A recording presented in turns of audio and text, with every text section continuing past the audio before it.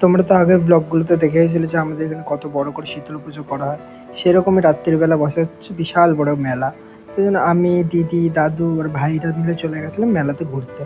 তো প্রথমেই চলে যাই মেলাতে, দেন এখানে এই ঠাকুরের পোস্টারগুলো দিদির পছন্দ হয় বলে দিদিকে এই পোস্টারটা আমি কিনে দিই। দেন তারপরে আরও সফট টয়েস, খেলনা-টেলনা সবই ছিল। দিয়ে আমার ভাই বলে যেহেতু আমি দিদিকে একটা পোস্টার কিনে দিয়েছি তাই জন্য ওকে চাবি রিংটা কিনে দিতে হবে।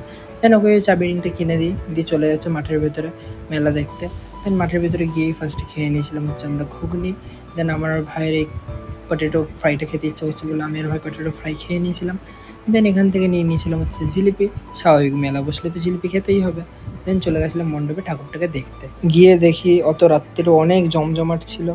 দেন ঠান্ডা খেতে ইচ্ছা হচ্ছিলো বলে খেয়ে নিয়েছিলাম কুলফি। দেন চলে গেছিলাম আবার মণ্ডপে, কারণ কি রক্ষাকালী মার পুজো হবে বলে। তো সবাই ওই রাত্রির বেলা এসে ঠাকুরের পুজো দেখছিল। দেন ভাইয়ের ঠান্ডা খেতে ইচ্ছা হচ্ছিলো বলে খেয়ে নিয়েছিলাম হচ্ছে ম্যাঙ্গো শেক। তো সবার সাথে দেখা হচ্ছে নেক্সট ব্লগে। টাটা।